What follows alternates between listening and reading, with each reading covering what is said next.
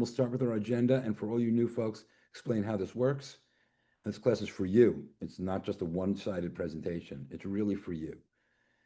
So mom's computer, if you're new, has been working with lasers, about a good 8 years now in different capacities.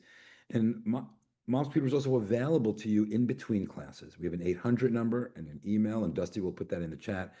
You're not alone after this. This class is to help you learn new subjects, answer some questions like Steve had, and then have you maybe apply some of those, but maybe after class, if you're not burnt out from an hour and a half of tech. And you can call us at that number and we can guide you through solutions. If you ever get any scam emails or things that are spooking you, you can just power down the computer and give us a call like you would any shop, but it's legitimate and it's part of your benefit. And we welcome your phone calls throughout the month. Our first topic is going to be Find My Phone review. And what happens if you lose your phone? Even better yet, what happens if somebody you care for loses their phone that you look after? Whether it's an Apple or an Android, they both have this feature called Find My Phone. It's relatively simple to use and set up, and it's a lifesaver. It could be a lifesaver if you lose it on a bus on the trip to Tahoe, and now you're back home and it's gone. Or you could use it if it just fell in the crack of your car or in the cushion in your couch, and you're freaking out at 9:30 as you're just about to sit down and have a hot dog. It can just open it up, click a button, and it'll beep, and you can find it and locate it and see it on the map. Tech junk cleanup. Who's got that box lying around? Who's got the old phones that used to work around the house? Talk about what to get rid of, the urgent things, anything. I'll give you a little hint, the heads up, anything with a battery, anything that has a battery in it should be properly disposed. We have some questions, and it was just like Steve's. Steve, look at that. Somebody was ahead of you because, oh yeah, another thing, you can send us questions throughout the month that we'll answer today. My Windows 10 computer says, there's a big topic because, obviously Microsoft is trying to sell more computers by spooking people, and they are you should legitimately be spooked, but clearly they're using it as marketing. But my Windows 10 computer says it will no longer receive updates after October. What does that mean? Can I still use my computer safely? As a hook, I'm not going to answer that yet. Microsoft Word, for those that have been paying $69.99 a year, 12 months for the subscription, it's going up to $99 a year. Some folks still have the standalone they purchased a while ago and it still works on their computer. That's awesome. But for new computers, if you try to use an old version of Microsoft Office with Word, Excel, won't work, and they'll want you to subscribe, and it's going up. But there is a great free solution called Google Docs. Car cameras. For a $100 bill, you can get a rear view mirror that works as a front car camera and a rear car camera and records. On my fancy new Mazda, it has a great rear camera, but no front camera because I didn't buy the Turbo Deluxe Double Up package. And so I'm going to buy my own. Scam Busters. For those of you that are familiar with AI and ChatGPT and how to do searches and ask questions, now a lot of people, for your new folks, will call the shop or forward us an email or a text and say, is this legitimate? And we'll answer them. Now you can use ChatGPT and paste that email or text, and it will help identify whether that's legitimate or not. Spotlight on legacy email contact. What happens to all your data when you're no longer using it or somebody you care for is no longer using it? Can it be accessed? Can that email be cleaned? Can it be shut down? Can you take possession of it? Or does it just sit there for a couple of years in the middle of nowhere with the person's whole life of emails just floating around? Amazon alternatives. The other day, a package came in late and confusing from Amazon. For the first time, I had to fight, FIGHT, sort of fight with somebody on the phone. And also I said, what's the alternative to Amazon? What is my alternative? And I got breathless. There's not a lot, but we'll talk about that if we get there. And slip and fall digital devices. Anybody wearing a life alert, something around your neck or you know somebody. My mother wouldn't wear it for vanity for the longest time. And so they sell other types of things now that are similar to that, different than your phone. So if you do slip and fall, you push that button, get an immediate response. We always check in on telemedicine, see if anybody's had any experiences with it, how that's progressing along. And then we will have our Tech Jeopardy. I got some tough tech questions for prizes. I'm really going to do a summer stump you. And then we'll talk about topics for next month. So let us begin from the very beginning and talk about Find My iPhone. I'm going to stop my share. And by the way, this class is linear. We have a direction, but if we segue and something else comes up that's important, please raise your hand. We do not turn off the microphones here. You can do that. You can mute yourself if there's some noise in the background, but if you need to say something and you have a question, don't just get it out. We get it. And you can also put it in the chat if you will. So who here's ever lost their phone? Who's ever sat down at the end of the day, you get in from the car, the groceries are done, you put everything on the counter, you're just about to let that sigh out, you're home and you're safe, and it's 8:37 p.m., right? And you're just there. And you sit down and you do the feels, you go, okay, the keys are okay, the wallet's okay, everything's okay. And then you look to the left, your phone's not there. Then you walk up and go, wait, it's not there either. And then you lose your appetite all of a sudden. And next thing you have to look for the phone. I mean, and then if you do find it, it's an incredible adrenaline rush. It's like an endorphin. It's almost like drugs. It's like sometimes like when I lose it and find it a second later, it's like, wow, that was the best emotion I've had all day. But there's a way around that. Now, we're all bound together here. You're all bound together because you're retirees from the city of Los Angeles. And by the way, Dusty and I thank you for your service. I grew up here and I used everything that you provided us with, from street lights to garbage being picked up to the police, everything. I did my whole life and it got me here today. So, but there is something that divides us in this room. And I'm not good enough to bring us together. I don't have the Holy Spirit enough to do that. But I'm going to tell you what divides us. Who uses an iPhone? Who's an Apple user? Raise your hand. Oh, those hands go up real fast from that Cupertino cult. Look at that. Oh, I'm with an Apple right away, right away. They're the beautiful phone. They invented the smartphone. Who's an Android user? See, our Android people, their phones are cracked. They put tape on the front of them. They fold them. But when you see them at the bar, they'll buy you a Apple. There's no difference per se any longer. They do the same things. Apple works in the Apple universe, and Android works in the Google universe.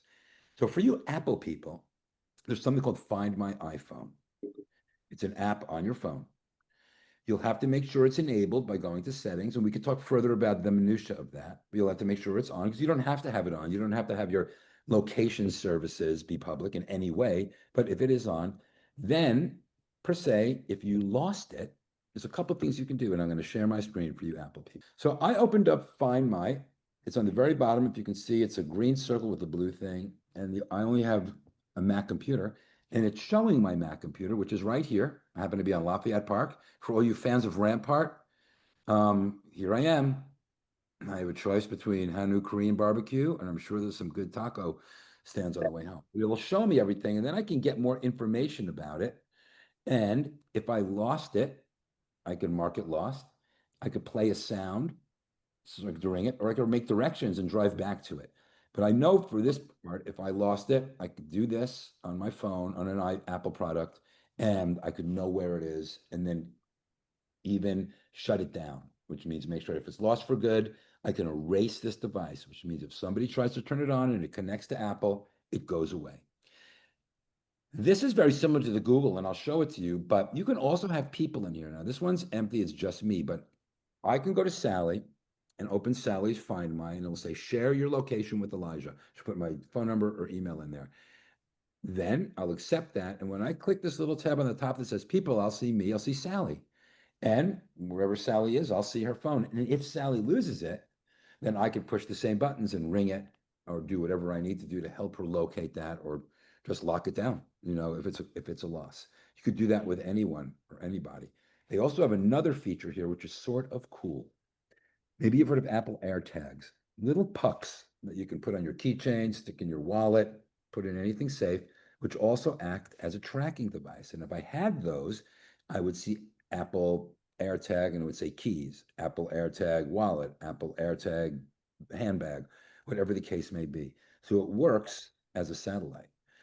Your job is to know your Apple ID and password. If Sally loses her phone and then she goes over to Vicky Thompson and say, Vicky, can I borrow your computer? Sure. You're going to go to any website, type in findmy.com. It'll take you to the Apple website. Then you'd sign in with your information, and then you'd be able to see it from any other device. So it works as an app, but also as a web page, which the next example for us Android people, go open a Google Chrome browser because Google Chrome is part of the Google universe.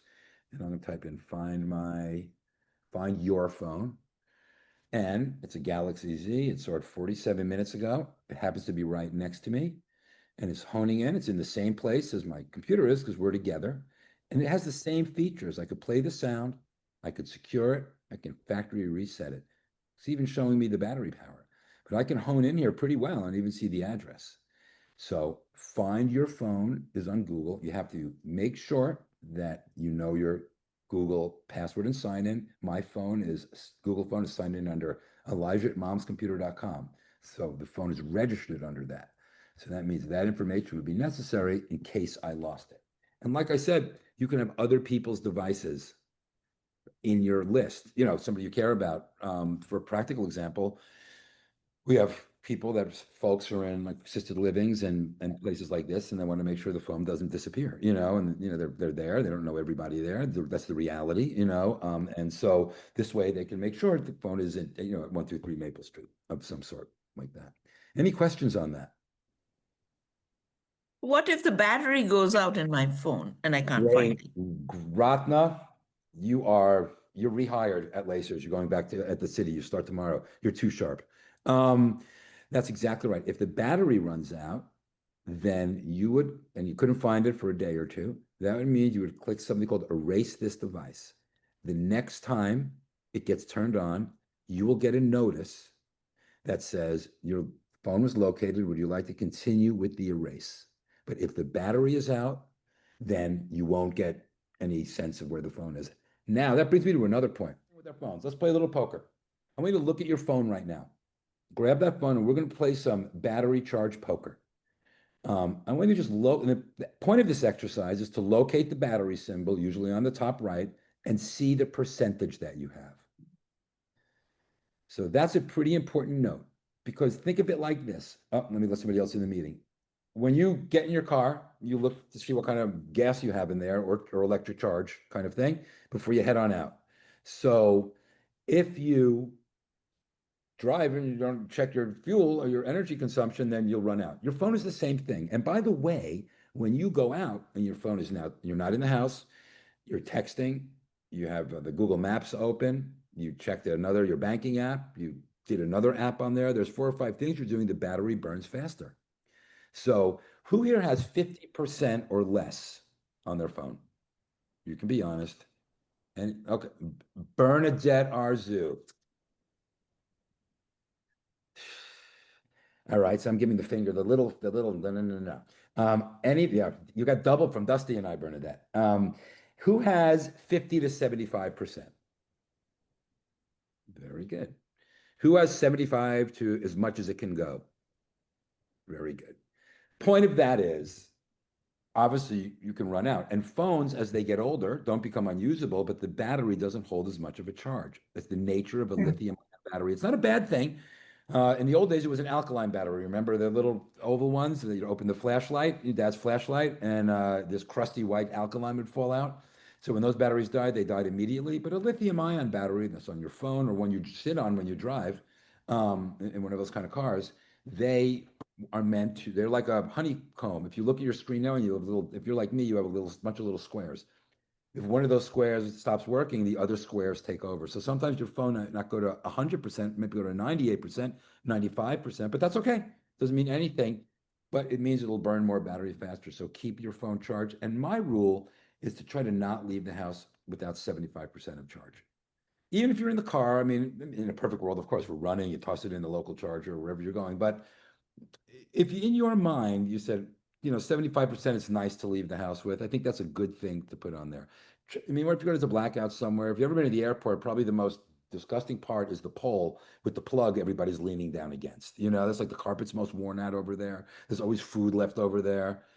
Or there's 7 phones there charging and they're staring at them. And like, you don't want to end up on a TikTok video as the person that went crazy at the airport. So do that. And we can talk about other alternatives, but battery charge is important.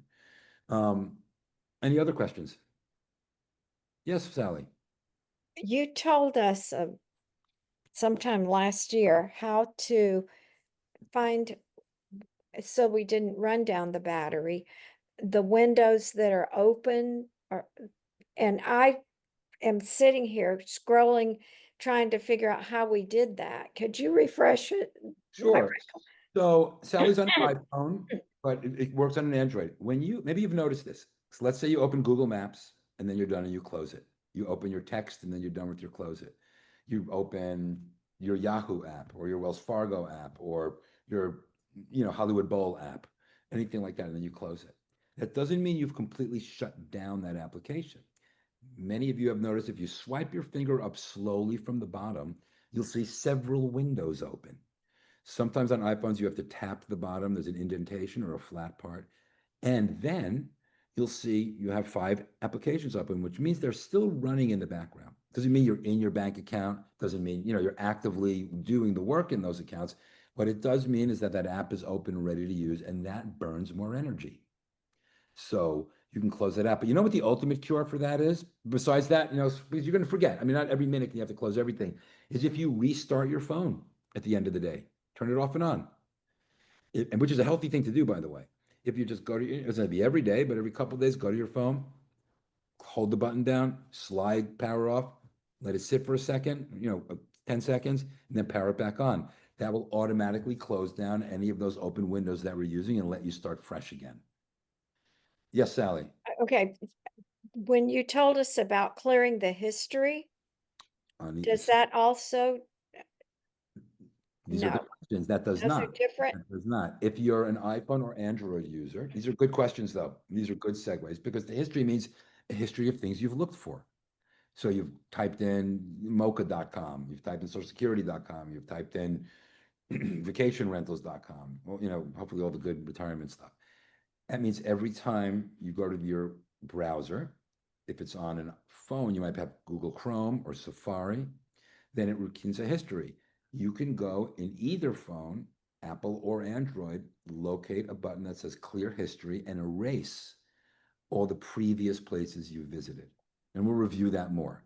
But shutting down the phone does not erase your history. Shutting down the phone will close open apps or any processes, quote unquote processes, things that you're doing, and let you open up again. So you have to locate in Apple, you have to go to settings, Safari, and clear history. In Chrome, there'll be 3 dots, and I'll explain how that works. I'll show you how that works. But mostly to save battery, and that doesn't affect your battery, is to close those apps and restart your phone once a day or once a week, whatever you're comfortable with. But don't let it be on forever and ever. Windows 10. Again, who here is a Windows user? Who's here on a Windows computer? A non-Apple. I'm on a Mac. Very good. I love Windows, and it was my first computers. We got a Winnie's a window person. So we got a Windows Club here today. Pretty cool, Dusty. All right. I see Brenda. They're proud. They're coming up. Rachel's a Windows person. Look at that. I think the stock of Microsoft just went up. Too bad I don't own any. Great. So are you using, ask yourself or feel free to share with the room, are you using Windows 10 or Steve? Are you on Windows 10 or Windows 11? That's an important. Yeah, no, I'm on Windows 10. Okay. And my laptop, I love it. It's from probably 2000 and I don't know, 13, 14. It's a great HP laptop, and now it's saying that 11 will not be compatible on my great computer that I like, you know. Yeah. Yeah. So let's talk about this for a moment. So yes, as in all programs, even in Apple, they don't call it by numbers. In Apple, you'll have right now the most current operating system is called Sequoia. The one previous to that was called Sonoma. The one previous to that, I think, was Monterey. All these different names: High Sierra, Snow Leopard. It's the same thing as the computer developer develops new products. They put that on your computer and allow you to have that new products, this new security, and also sell you more stuff. It's a necessary thing, seems to be, because it's always been the way with computers. In Windows, they have moved on from, like I said, at the very beginning, Windows 98 to Windows XP. When you're working at the city, you were probably using one of those early Windows XPs, situations, or Windows 98. And then they made themselves go all the way up to Windows 10. But what happens is, after they decide to release a new operating system, in this case, it's Windows 11, they start phasing out the old one. And what happens is all the developers from Microsoft Office to Zoom to anything you have on your computer starts developing their applications to work with the new operating system because they know in due course that's all that Microsoft will be selling. So any kind of computer you buy, HP, Lenovo, Dell, any of them are going to have Windows 11. So a company's going to say, I'm not going to start building all this stuff for the past. Those are fading. And they start building them for the future. So everything goes ahead to have you replace that Windows computer. Microsoft has given about a year and a half of advance notice to, by October, know that it won't meet any more support, which means if there's a problem with Windows 10, they won't assign an engineer or an engineer team to say, okay, there's a problem on Vicky Thompson's Windows computer. Let's go and fix it. It's Windows 10 or whatever collective problem groups of people come up with and solutions. It means you're on your own with Windows 10, and you won't get a lot of support from the developers either because they're not going to really put much energy into Windows 10. Now, some computers, usually 2020 and up, can be upgraded from Windows 10 to Windows 11. The reason is when they were built, the developers knew these days were coming. They put a special thing called like a T3 security chip, just a very smart piece of software hardware in there. The previous ones, Steve, like yours, don't contain that chip. So therefore, it's not possible to upgrade those computers. So it is a good idea if you plan on moving forward with your computer and you're using Windows 10 and it's not upgradable. And by the way, you can check your computer by something called Windows Health Check. If you Google Windows Health Check, it'll help diagnose your computer and see if Windows 11 is available. But as a rule of thumb, 2019 and up could be, below that might not be. This is what happens though if you say, you know what, I don't care. I like my old Buick. I got my Buick Regal from '72 and it's doing great. I'm not changing. I like the ashtray. I like the little wings on the windows. It's great. It's got a bench seat. They don't make that anymore. Um, no seat belts. The hood's not on there. I got one hubcap left, but it goes down the street and people don't park near me at Ralph's. I'm not leaving this. Nevertheless, you can hang on. There are going to be 100 million people using Windows 10. It's not like everybody's going to show up at Best Buy the day before October and it goes. What it does mean practically is that your security will become less because as Microsoft does not attend to all the ins and outs of their program, and there's a world of people like trying to find infiltration out there, you won't have that protection any longer. It also won't have lots of new features that will be very similar to your phone. So I per se wouldn't when Windows 10 is not supported, I would be more concerned about logging into my Lacer's account or your Bank of America account or Cedars or any of your important retirement stuff with the money is really what we're talking about here. I'd be a little more suspect of using that. And yeah, there's really no way around it. They'll push it, as long as they can. And I would think if you're using Windows 10, really, and you were thinking, okay, I'm eventually gonna have to do that by April of next year, after the holiday season, after you've given everybody else their gifts, you'll buy your own one. I think it would be time right around, February, March, April to think about moving on. Any questions, Steve, or anyone about that? Yeah. Okay. So it makes sense what you're talking about. All right, we're moving on to our next topic, which is your tech junk cleanup. And especially now if it's hot and you got that box of stuff in the closet or, just in the drawer or whatever it is. Everybody has that box of stuff. And I find that a lot of people don't do the tech junk cleanup because you do have a good conscience and you just don't want to throw it in the bin, with your potato peels. Or now you have, I know in Santa Monica, you have to separate the food waste from the other waste. But when you have the recycling bin, it's not tech recycling. That's for cardboard and paper and plastic. So I think a lot of people don't throw that away because they don't know where to throw it away, right? So I don't necessarily have a solution for you. I do know that many Best Buys, not Best, pardon me, Home Depots, not Best Buy so much, Home Depots have a little box in the return section. And you can throw all your old batteries in a plastic bag and bring them to that box. Now, where are those batteries? If you have, the other day I was doing some job and I said, can you get rid of these? And they had all those old little portable phones from around the house. I just never threw them away, in the little cradle. There was like 4 of them from old systems. And in there, if you open the back, there's a battery. There's a removable battery, a rechargeable battery. So you'd want to remove any of those kinds of batteries. As well, if you have a lot of spaghettis of cable, that's plastic, that's PHB in there, and it rots. It doesn't live forever. It falls apart. Sometimes you've picked up an old cable and it crumbles in your hand a little bit. You don't need to breathe that in. You don't need that in your house. Get all that in a bag and type in local tech recycling. See, a lot of times, like my shop will pick them up. There are places you can get rid of. But leaving those things in your home or the home of a senior, that just a friend of yours, somebody you're caring for, that just can't get to that shelf anymore or into that cabinet. And you did something like that, it wouldn't be a bad idea. I think, as each year goes by, we just have more of that stuff, living around us. So